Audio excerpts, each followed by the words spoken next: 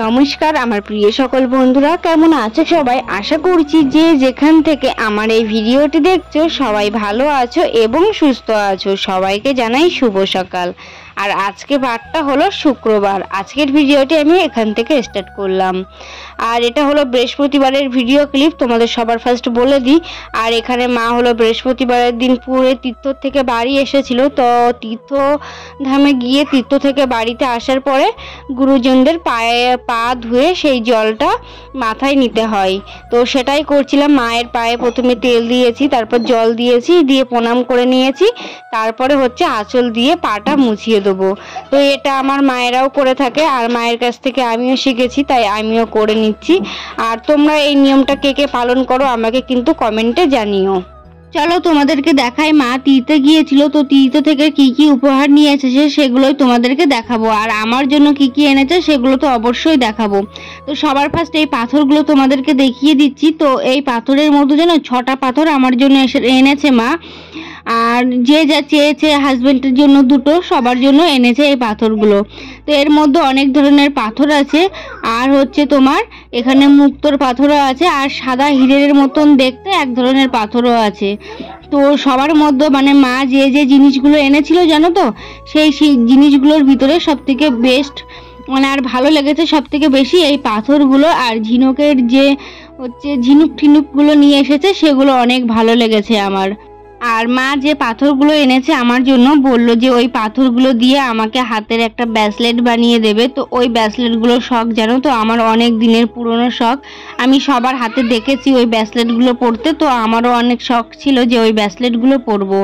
আর এখানে 9টা পাথর দিয়ে আংটি ছিল। তো সেই আংটি আমার জন্য একটা এনেছে, হাজবেন্ডের জন্য একটা এনেছে। তো আমার জন্য যেটা এনেছে আমি সেটা পরে নিয়েছি। আর হাজবেন্ড যেহেতু বাড়িতে নেই তার জন্য ও রেখে দিয়েছে, ও বাড়িতে আসলে পরে নেবে। আর এখানে হচ্ছে দেখো কটা কড়ি নিয়ে এসেছে। তো এই জিনিসগুলো না আমার ভীষণ পরিমাণে ভালো লেগেছে। আর এখানে 6টা সিঁদুর কৌটো নিয়ে এসেছে আমার 3টে ননদের জন্য, আর একটা কাকি শাশুড়ি, একটা পিসি শাশুড়ি, আর একটা আমার জন্য। আর এখানে নিয়ে এসেছে সোনা বাবার জন্য একটা শার। তো এটা হলো যেন তো কি বলে এগুলো, পাথর মনে হয়, ঠিক কড়ির পাথরের শার। তো ওর দামটা নিয়েছিল 150 টাকা। আর এখানে নিয়েছিল অনেক ব্যাগ নিয়ে এসেছিল, সবাইকে একটা একটা করে এই ব্যাগ দিয়েছিল। আর এখানে সোনা বাবার জন্য একটা খেলনা, আর ননদের ছেলের জন্য একটা খেলনা এনেছিল। আর এখানে কাজু এনেছিল, কিশমিশ এনেছিল, এবং 2 প্যাকেট পোস্ত এনেছিল। তো সব জিনিসগুলোই খুবই সুন্দর ছিল, কিন্তু কাজু বাদামটা না অনেকটাই খারাপ। এই যে সামনের দিকটা যে কাজু বাদামগুলো দেখছো, এই কাজু বাদামগুলোই না শুধু ভালো, আর পুরো প্যাকেটটা একদম খারাপ কাজু বাদাম। তো এটাই সব থেকে বেশি লস হয়ে গিয়েছে আমাদের আনার পরে। আর এখানে এনেছিল ওই যে পুরী থেকে 6টা গ্লাস। তো গ্লাসগুলোও দেখতে খুব ভালো লাগছিল। যখন ব্যাগের থেকে নামিয়েছে আমি সবার ফার্স্ট মনে করলাম যে রূপোর গ্লাস। তো তারপরে গিয়ে দেখি না, 10টার যে গ্লাসগুলো হয় সেই গ্লাসগুলো, আর সব গ্লাসের উপরে পুরী বলে লেখা আছে। আর এদিকে দেখো ঘর বাড়ির অবস্থা পুরোটাই খারাপ, কারণ ওই যে মা যা যা জিনিসপত্র এনেছে ব্যাগ থেকে সবই বার করছি, বার করে সব ভাগ করে সুন্দরভাবে গুছিয়ে রেখে দিচ্ছি। আর ওখানে মা প্রসাদ ভাগ করছে, সবাইকে প্রসাদ দেবে বলে সেই প্রসাদগুলো ভাগ করছে, এবং সবাই মিলে কিছু আলোচনা করছিলাম। আর এখানে বিকেলবেলা বাড়িতে এসে এই যে মাশরুমগুলো আমাদের উঠানে না হয়েছিল। তো আমি যেহেতু মাশরুমগুলো চিনি না, তার জন্য মা বাড়িতে এসে বললো এই মাশরুমগুলো তুলোনি কেন। তো সেটাই মাকে বলছিলাম, আমি তো জানি না এগুলো মাশরুম। তো দেখলাম। আর আমাদের দিকে জানো তো ঘরের ভিতরে বলো বা অনেক জায়গায় যেখানে কেউ যাতায়াত করে না সেখানে মাশরুম হয় প্রচুর পরিমাণে। তো যখন মাশরুম হবে তখন তোমরা আমার ভিডিওতে প্রায়শই দেখতে পাবে যে আমরা বাগান থেকে মাশরুম তুলে এনে রান্না বান্না করছি। আর এখানে হচ্ছে আজকে যেহেতু নাগপঞ্চমীর কামাই মানে বৃহস্পতিবারে নাগপঞ্চমীর কামাই ছিল, তো সেখানে পান্তা ভাত খেয়ে নিচ্ছিলাম দুপুরবেলা। আর এখানে সন্ধ্যাবেলা আমাদের ব্যাগ গোছানোও কমপ্লিট হয়ে গিয়েছে, কারণ আমরা কালকে সকালবেলা মানে শুক্রবারে সকালে যাব বাপের বাড়িতে। তার জন্য আমার 2টো ব্যাগ হয়েছে, একটা বড় ব্যাগ একটা ছোট ব্যাগ, আর এখানে একটা বোনের ব্যাগ হয়েছে। বড় ব্যাগে আছে সোনা বাবার জামা কাপড়, আমার জামা কাপড়, আর ছোট ব্যাগে আছে আমার ওষুধ, সোনা বাবার ওষুধ, ফোনের চার্জার, আর আরও নানান ধরনের অনেক জিনিস। আর আর এখানে দেখো ব্যাগটা গুছিয়ে পুরো কমপ্লিট করে নিয়েছি। আর এইদিকে হচ্ছে আমাদের গ্রামে একজনের বাড়িতে মানে ষষ্ঠী পুজো হয়েছিল, তো সেখানে যাব, পাশেই হয়েছে। তো আমি, বোন, কাকিমা, মা সবাই মিলে যাব। আর এখানে দেরি হয়ে বসেও নিয়েছি। আর কেউ মানে সামান্য ছোট করে একটা অনুষ্ঠান হচ্ছে ষষ্ঠী পুজোর, তার জন্য এই শাড়িটা পরেই চলে যাচ্ছি। আর এটা হলো শুক্রবারের সকালের ভিডিও ক্লিপ। এই দেখো আমি পুরো রেডি হয়ে নিয়েছি, আর এখানে এই লাল শাড়িটা পরেছি আর ওইভাবে চুলটা বেঁধেছি। আর এই শাড়িটা যেন তো আমার অনেক আকর্ষণীয় একটা শাড়ি। এটা হলো আমার বিয়ের শাড়ি। তো আমার বিয়েটা তো খুব ছোটোভাবেই হয়েছিল, তো আমার ওই বিয়েতে এই শাড়িটাই কিন্তু আমরা পরেছিলাম, মানে আমি পরেছিলাম। আর এখন হচ্ছে ঘড়িতে বাজে 7টা, আর এখন বসে আছি। বাবা বলেছিল 6টার সময় আসবে, তো 6টা বেজে গিয়েছে, গুছিয়ে বসে আছি। আর ওইদিকে সোনা বাবা ঘুমাচ্ছে এখনো, আর বাবা আসবে, বাবা আসলে তারপরে আমরা উঠে চলে যাবো। আর এখানে দেখো বাবা 7টা 10-15 মিনিটের মধ্যে আমাদের বাড়িতে ঢুকে পড়েছিল, আর তারপরে আমরাও বেরিয়ে পড়েছিলাম। আর এখানে আসার সময় বাবা হচ্ছে চিংড়ি মাছ নেবে বলে দাঁড়িয়েছিল আমাদের দোগাছিয়া বাজারে। তো সেখান থেকে 400 মতন চিংড়ি মাছ নিয়েছিলাম, নিয়ে তারপরে আমরা সোজা বাড়িতে চলে এসেছিলাম। আর এখানে দেখো আমি বাড়িতে চলেও এসেছি। আর বাড়িতে এসেই সবার ফার্স্ট আমার যে কাজটা থাকে, ড্রেস না চেঞ্জ করে সবার বাড়িতে প্রথমে ঘুরবো, সবাইকে ভালো মতো জিজ্ঞাসা করব, তারপরে আবার হচ্ছে নিজের ঘরে যাব। তো এখানে দেখো শাড়িটা চেঞ্জও করিনি, এখানে দাঁড়িয়ে পড়েছি। আর মা আসার সাথে সাথে আনারস কেটে দিয়েছিল, তো সেই আনারসটা খাচ্ছি আমি আর সোনা বাবা মিলে। আর তারপরে চলে এসেছি এখানে হচ্ছে ঠাকুমার চাল ঝাড়ছিল, আর ঠাকুমার সাথে কিছু গল্প করছিলাম।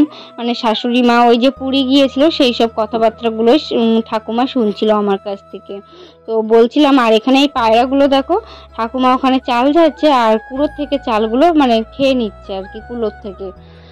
আর এখানে হচ্ছে সোনা বাবাকে চুল কাটতে পাঠাবো সেলুনের কাছে, তো দাদা যাচ্ছিল, দাদাকে বললাম সোনা বাবাকেও নিয়ে যা।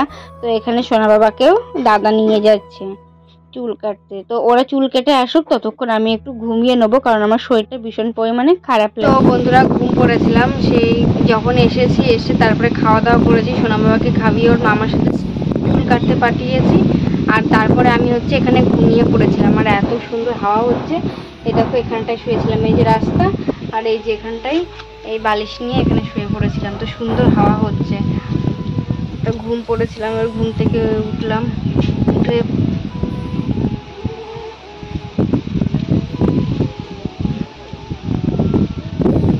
সোনা বাবার কাছে ফোন করলাম, ফোন করে শুনলাম যে সোনা বাবার কত দেরি হবে। বললো এখনো 1 ঘন্টা দেরি আছে, তো আসুক, আমি আর একটু ঘুমিয়ে নিই, তারপর তোমাদের সাথে পরে কথা হচ্ছে। আর হাওয়া দেখেছো, চুল উঠছে এত পরিমাণে, বুঝতেই পারছো কত হাওয়া হচ্ছে এই রাস্তার ধারে এখান দিয়ে।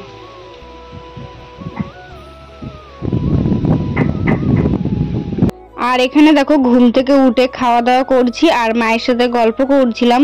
আর বাপের বাড়িতে এসে খাবো, ঘুমাবো, এছাড়া আর কি থাকতে পারে বলো। আর মায়ের হাতের রান্না যতই খারাপ হোক বা সেটা তো ভালো লাগবেই। আর অনেক দিন ধরে নিজের হাতে না রান্না করে খেতে খেতে একটা একঘেয়েমি হয়ে গিয়েছে, যখন কারোর হাতে রান্না পায় না সেটা অমৃত মতন লাগে। আর মায়ের হাতে রান্না সেটা তো আরও বেশ ভালো লাগে, সেটা যেভাবেই রান্না হোক না কেন। তো এখানে বসে বসে ভাত খাচ্ছি, আর ওইদিকে মায়ের সাথে গল্প করছিলাম। আর আমার প্রিয় সকল বন্ধুরা, তোমরা এখনো পর্যন্ত যারা আমার ভিডিওটি দেখছো, যদি ভিডিওটি ভালো লেগে থাকে তাহলে একটা লাইক, কমেন্ট এবং চ্যানেলটা সাবস্ক্রাইব করে দিও। তোমাদের একটা লাইক এবং একটা কমেন্টে আমার ভিডিও করার প্রতি ভালোবাসা বাড়িয়ে তোলে। আর এখানে দেখো সোনা বাবার চুল কেটেও সোজা চলে এসেছে। আর এসে তারপরে ওকে একটু দেখিয়ে দিলাম, এবার ওকে স্নান করিয়ে দেবো শ্যাম্পু মেখে। আর চুলগুলো কাটাতে না খুব পছন্দ হয়েছে আমার, কিন্তু সামনে থেকে একদমই চুল কাটিনি। আমি দাদাকে বলেছিলাম সামনে থেকে চুল কাটতে, কিন্তু সামনে থেকে একদমই চুল কাটেনি, খুব বড় বড় আছে সামনে দিকতে চুল। আর ও সারা গায়ে মুখে চুল ভর্তি। এবার ওকে শ্যাম্পু করে দেবো, আর তারপরে তোমাদের সাথে আবার পরে কথা হচ্ছে। আর এদিকে সোনা বাবাকে স্নান করিয়ে তারপরে হচ্ছে ওকে ঘুম পড়িয়ে দিয়েছি। আর এদিকে তারপরে হচ্ছে আমি এই যে স্নান করে গোপু সোনাকে একটু স্নান করিয়ে নেবো, তার জন্য তেল মাখিয়ে নিচ্ছি সবার ফার্স্ট। আর তারপরে গোপুকে স্নান করিয়ে নেবো। তো আমার বাড়িতে যেহেতু বিয়ের আগে গোপু ছিল না, আর আমার শ্বশুর বাড়িতে গোপু সোনা নেই, যার জন্য না একে কীভাবে সেবা যত্ন করতে হয় আমার একদমই জানা নেই। তো সবার ফার্স্ট আজকে যখন গোপু সোনাকে স্নান করাচ্ছিলাম না, মন থেকে অনেকটাই ভালো লাগছিল গোপু সোনাকে স্নান করানোর পরে। আর আজকে আমি ভয়েস দিচ্ছি। আর পাশের থেকে অনেক ধরনের নানা রকম ব্যাকগ্রাউন্ড সাউন্ড তোমরা শুনতে পাচ্ছ, কারণ সোনা বাবা ওইদিকে খেলা করছে আর ওইদিকে রাস্তার ধারে যেহেতু বাড়ি তার জন্য অনেক ব্যাকগ্রাউন্ড সাউন্ডও আসছে। আর আমাদের যেহেতু পাকা ঘর না, তার কারণে কিন্তু সাউন্ডগুলো পুরোপুরি শোনা যাচ্ছে। আর এখানে গোপু সোনাকে স্নান করিয়ে নিয়েছি, এবার ওকে ভালোভাবে গাটা মুছিয়ে দেবো, দিয়ে তারপরে জামাটা চেঞ্জ করে দেবো, মানে অন্য একটা জামা পরিয়ে দেবো, সুন্দর কাঁচা জামা। আর গোপু সোনাকে স্নান করানোর পরে সত্যি আমার মনটা এত ভালো লাগছিল যে গোপুর ভিতরে একটা আলাদা ভালোবাসা খুঁজে পেয়েছি আমি। আর এখানে আমাকে গোপু সোনাকে স্নান করানো কমপ্লিট, তারপরে ওকে একটা জামা পরিয়ে দিচ্ছি। আর এই যে গোপু সোনার যে জামাগুলো দেখছো না, এগুলো কিন্তু সব জামাগুলোই আমার মা হাতে বানিয়েছে। তো গোপু সোনার জামাগুলো আজকে যখন দেখছিলাম খুব পছন্দ হয়েছে। তো আমি তোমাদেরকে নেক্সট একটা ভিডিওতে গোপু সোনার যে ড্রেসগুলো আমার মা নিজের হাতে বানিয়েছে, তো সব ড্রেসগুলো আমি তোমাদেরকে দেখিয়ে দেবো। বাপের বাড়িতে আসা মানেই তো জমিয়ে খাওয়া দাওয়া, তাছাড়া তো আর কিছুই না। তো ওখানে হচ্ছে দুপুরবেলা খাওয়া দাওয়া করে নিয়েছিলাম, তারপরে হচ্ছে এখানে বিকেলবেলা মা আম কেটে দিয়েছিল, তো সেটাই খাচ্ছিলাম। আর এখানে হচ্ছে বোন হচ্ছে স্কুল থেকে এই তেঁতুল না, ঝালের চাটনিগুলো এনেছিল। তো এই চাটনিগুলো বিয়ের আগে খুব খেতাম, তো সেই জিনিসটা দেখে না অনেক বেশি খুশি হয়েছিলাম।